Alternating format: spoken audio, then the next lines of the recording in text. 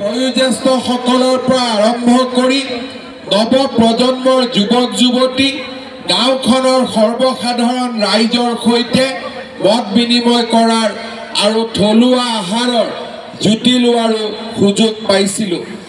গাঁৱৰ শিল্পীসকলে প্ৰদৰ্শন কৰা টাই সংস্কৃতিৰ নৃত্য আজিও মোৰ মন মগজুত সজীৱ হৈ আছে। টাই জনগোষ্ঠীৰ বৃহত্তম ঠালটোৱে হৈছে টাই আহোমসকল। দৰাচলতে মহান স্বৰ্গদেউ চাওলুং চুকাফাই পাতনি মেলা আহোম ৰাজত্বই অসমৰ ৰাজনৈতিক সামাজিক আৰু অৰ্থনৈতিক ভেটিয়েই শক্তিশালী কৰা নাছিল, সমান্তৰালভাৱে থলুৱা আৰু বৈদিক সংস্কৃতিৰ লগত বিনিময় ঘটাই সৃষ্টি কৰিছিল এক বৃহৎ অসমীয়া সংস্কৃতি। এই সংস্কৃতিয়ে পৰৱৰ্তী সময়ত অসমীয়া জাতি গঠন প্ৰক্ৰিয়াত আহোমসকলক সাংস্কৃতিক দিশৰ পৰা টাই আহোমসকলে অসমতে নতুন সাংস্কৃতিক পৰিৱেশ সৃষ্টি কৰিছিল।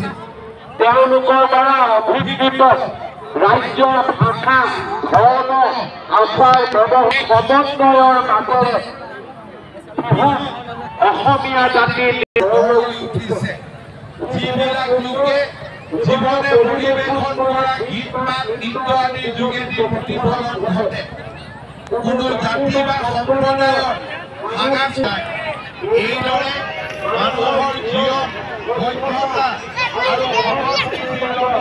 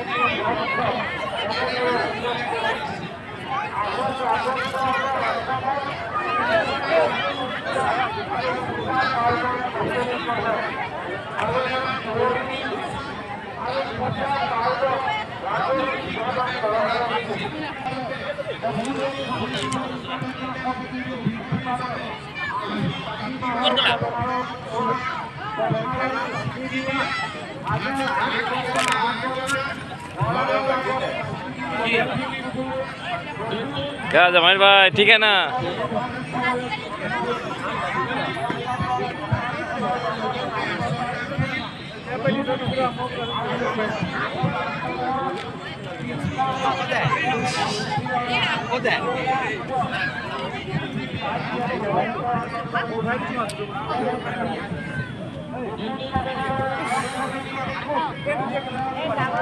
कहाँ घूम रहा है?